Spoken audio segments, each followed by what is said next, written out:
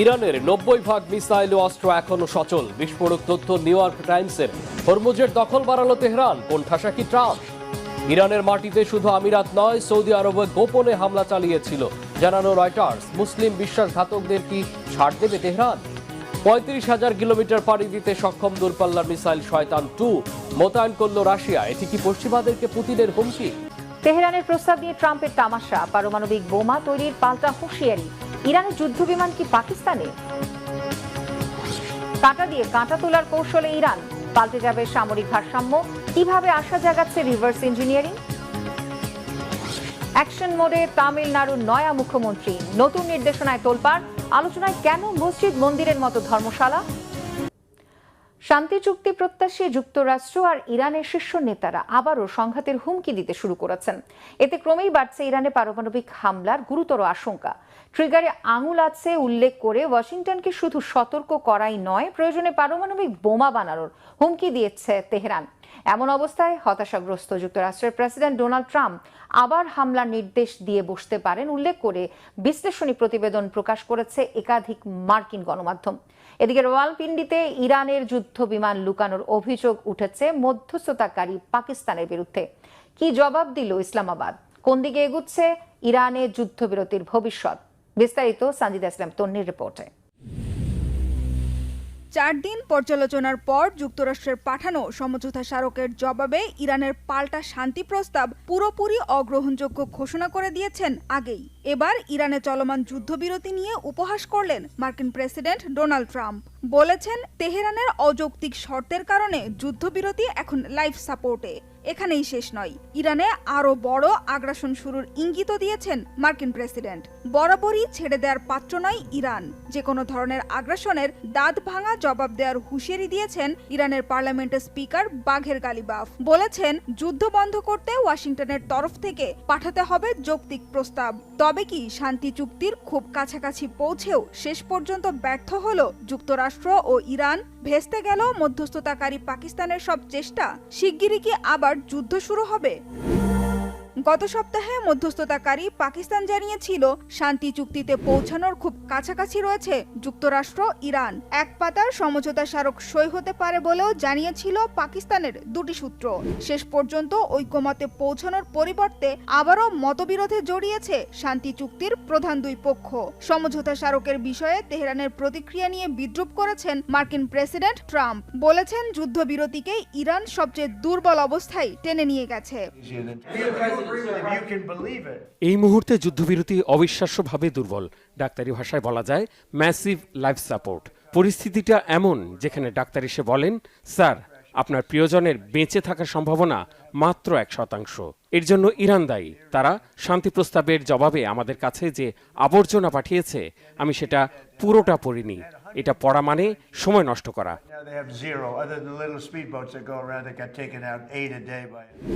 এদিকে যতই দিন গড়াচ্ছে, শান্তি চুক্তির বিষয়ে ইরানের আচরণে ট্রাম্পের হতাশা ততই স্পষ্ট হয়ে উঠছে। ট্রাম্প প্রশাসনের কয়েকজন কর্মকর্তা জানিয়েছেন, ইরানের ওপর বড় ধরনের সামরিক অভিযান শুরু করার বিষয়টি অত্যন্ত গুরুত্বের সাথে বিবেচনা করছেন মার্কিন প্রেসিডেন্ট।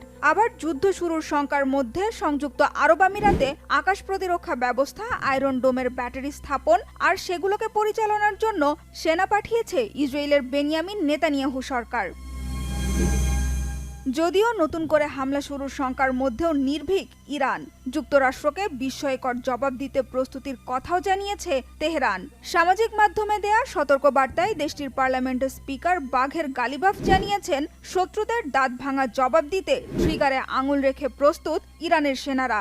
আবার হামলার শিকার হলে ইরান তাদের পারমাণবিক কর্মসূচি আরও জোরদার করতে পারে বলে হুঁশিয়ার করেছেন দেশটির পার্লামেন্টের পররাষ্ট্রনীতি ও জাতীয় নিরাপত্তা কমিটির মুখপাত্র ইব্রাহিম রেজাই। সামাজিক মাধ্যমে রেজাই লিখেছেন, নতুন করে হামলা হলে ইরানের অন্যতম বিকল্প হতে পারে 90% পর্যন্ত সমৃদ্ধ করা ইউরেনিয়ামের উপযুক্ত ব্যবহার, যা পারমাণবিক বোমা তৈরির উপযোগী মাত্রা হিসেবে পরিচিত। এদিকে তেহরান ও ওয়াশিংটনের মধ্যে কূটনৈতিক মধ্যস্থতাকারীর ভূমিকা পালনের পাশাপাশি পাকিস্তান গোপনে ইরানের সামরিক বিমান নিজেদের বিমান ঘাঁটিতে রাখার অনুমতি দিয়েছিল বলে দাবি করেছেন একাধিক মার্কিন কর্মকর্তা। এ বিষয়ে প্রতিবেদন প্রকাশ করেছে যুক্তরাষ্ট্রের একাধিক সংবাদ মাধ্যম। এসব প্রতিবেদনকে বিভ্রান্তিকর আর অতিরঞ্জিত বলে প্রত্যাখ্যান করেছে পাকিস্তানের পররাষ্ট্র মন্ত্রণালয়। ইরানের মাটিতে শুধু সংযুক্ত আরব আমিরাতই নয়, হামলা চালিয়েছিল সৌদি আরবও। আমেরিকা ইরান যুদ্ধে গোপনে ইরানের ভেতর একাধিক আঘাত এনেছিল রিয়াদ, এমন চাঞ্চল্যকর তথ্য প্রকাশ করেছে রয়টার্স। তবে যুদ্ধের ভয়াবহতা এড়াতে পরবর্তীতে দুই দেশই অনানুষ্ঠানিক সমঝোতায় পৌঁছায় বলে জানিয়েছে রয়টার্স। এর আগে ওয়াল স্ট্রিট জার্নাল জানিয়েছিল যুদ্ধের সময়ে সংযুক্ত আরব আমিরাতও গোপনে ইরানের ভূখণ্ডে হামলা চালিয়েছিল। হিজল জোবায়েরের ডেস্ক রিপোর্ট। যুদ্ধ চলাকালে ইরানের চালানো হামলার জবাবে গোপনে একাধিক পাল্টা হামলা চালিয়েছিল সৌদি আরব। দুই পশ্চিমা কর্মকর্তা ও দুই ইরানি কর্মকর্তার বরাতে বার্তা সংস্থা রয়টার্স এ তথ্য জানিয়েছে। এর মাধ্যমে প্রথমবারের মতো ইরানের ভূখণ্ডে সৌদি আরবের সরাসরি সামরিক অভিযানের তথ্য প্রকাশ পেল। বিশ্লেষকদের মতে এই ঘটনা স্পষ্ট করছে যে আঞ্চলিক প্রতিদ্বন্দ্বী ইরানের বিরুদ্ধে আত্মরক্ষায় আগের তুলনায় অনেক বেশি দৃঢ় ও ঝুঁকিপূর্ণ অবস্থান নিয়েছে রিয়াদ। রয়টার্সকে দেওয়া তথ্য অনুযায়ী মার্চের শেষ দিকে সৌদি বিমান বাহিনী ইরানের বিভিন্ন স্থানে হামলা চালায়। পশ্চিমা কর্মকর্তাদের একজন বলেন, সৌদি ভূখণ্ডে ইরানি হামলার প্রতিশোধ হিসেবেই ওই পাল্টা আঘাত হানা হয়েছিল। তবে ওই হামলাগুলোর লক্ষ্যবস্তু কি ছিল তা স্বাধীনভাবে নিশ্চিত করতে পারেনি রয়টার্স। এ বিষয়ে মন্তব্য জানতে চাইলে সৌদি পররাষ্ট্র মন্ত্রণালয়ের এক ঊর্ধ্বতন কর্মকর্তা হামলার খবর স্বীকার বা অস্বীকার কোনোটাই করেননি। একইভাবে ইরানের পররাষ্ট্র মন্ত্রণালয়ও কোনো প্রতিক্রিয়া জানায়নি। বিশ্লেষকদের মতে ইরানে সৌদি হামলার ঘটনা দেখিয়ে দিচ্ছে চলমান সংঘাত কিভাবে আঞ্চলিক যুদ্ধ হিসেবে পুরো মধ্যপ্রাচ্যকে গ্রাস করছে।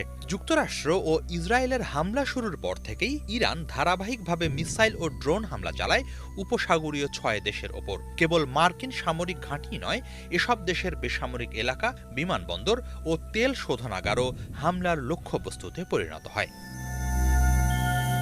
ওই পরিস্থিতিতে শুধু সৌদি আরব নয়, সংযুক্ত আরব আমিরাতও গোপনে ইরানে হামলা চালায় বলে তথ্য প্রকাশ করেছে ওয়াল স্ট্রিট জার্নাল। তবে ইরান ইস্যুতে সৌদি আরব ও আমিরাতের অবস্থানে পার্থক্য রয়েছে।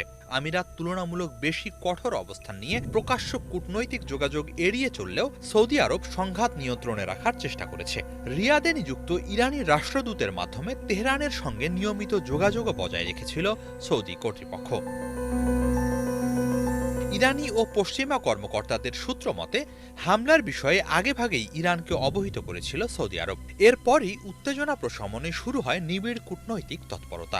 বিশ্লেষকদের মতে প্রতিশোধমূলক হামলা ও পরবর্তী সময়ে দুই দেশের সমঝোতা এটাই দেখিয়ে দেয় যে উভয় পক্ষই বুঝতে পেরেছিল অনিয়ন্ত্রিত সংঘাত ভয়াবহ বিপর্যয় ডেকে আনতে পারে।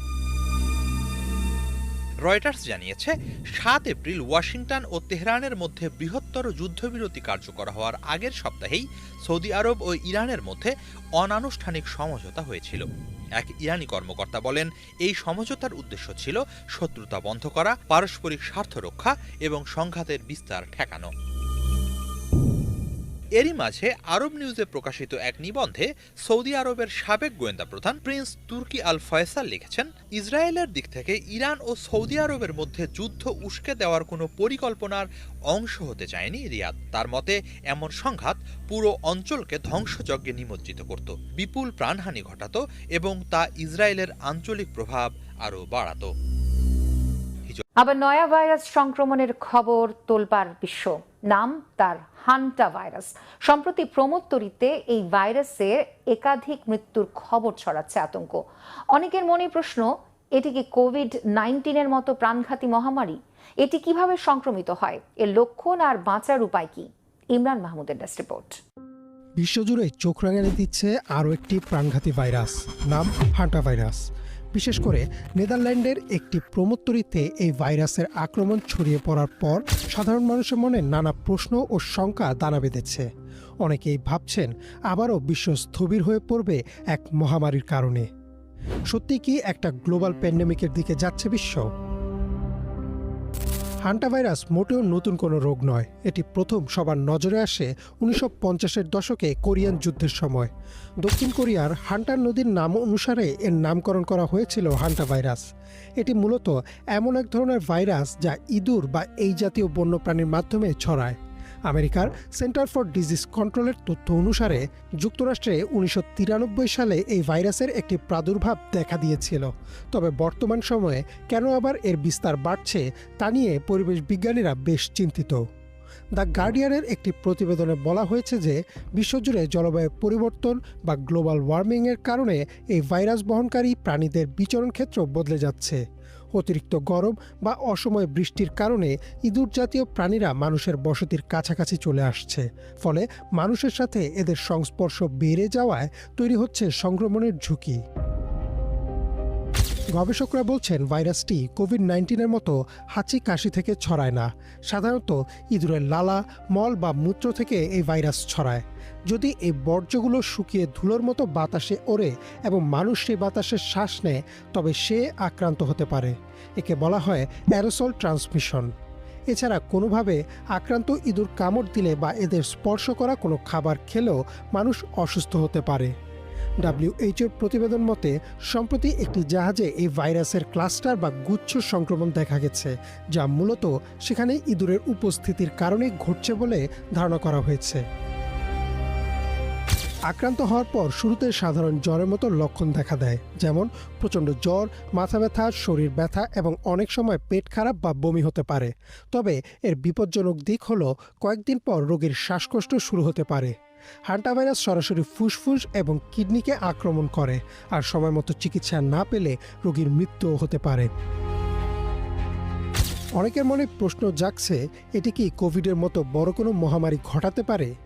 এনডিটিভির প্রতিবেদনে চিকিৎসকরা আশ্বস্ত করেছেন যে হান্টাভাইরাস মানুষ থেকে মানুষে ছড়ানোর হার অত্যন্ত কম, তাই এটি কোভিডের মতো দ্রুত গতিতে সারা বিশ্বে ছড়িয়ে পড়ার শঙ্কা নেই বললেই চলে। তবে এটি যেহেতু প্রাণঘাতী তাই অবহেলা করার সুযোগও নেই। বড় সমস্যা হলো এখন পর্যন্ত হান্টাভাইরাসের কোনো নির্দিষ্ট ওষুধ বা প্রতিষেধক টিকা আবিষ্কার হয়নি। চিকিৎসকরা সাধারণত রোগীর শারীরিক জটিলতা দেখে সেই অনুযায়ী চিকিৎসা দিয়ে থাকেন। তাই প্রতিরোধই এখানে সবচাইতে বড় সমাধান। চিকিৎসকরা হান্টাভাইরাস থেকে বাঁচতে কিছু নিয়ম মেনে চলার কথা জানিয়েছেন। ঘরবাড়ি ও কর্মক্ষেত্র যেন পরিষ্কার পরিচ্ছন্ন থাকে এবং ইঁদুরের উপদ্রব না হয় সেদিকে খেয়াল রাখা। পুরনো গুদাম ঘর বা যেখানে ইঁদুর থাকতে পারে এমন জায়গা পরিষ্কার করার সময় অবশ্যই মাস্ক ব্যবহার করা। খালি হাতে ইঁদুরের বর্জ্য পরিষ্কার না করা। খাবার খোলা অবস্থায় না রাখা। গবেষকরা বলছেন হান্টাভাইরাস নিয়ে ভয়ের চেয়ে সতর্ক থাকাই এখন সবচেয়ে বড় অস্ত্র। সঠিক জ্ঞান এবং পরিচ্ছন্ন জীবনযাপনই এই ভাইরাস থেকে মানুষকে নিরাপদ রাখতে পারে।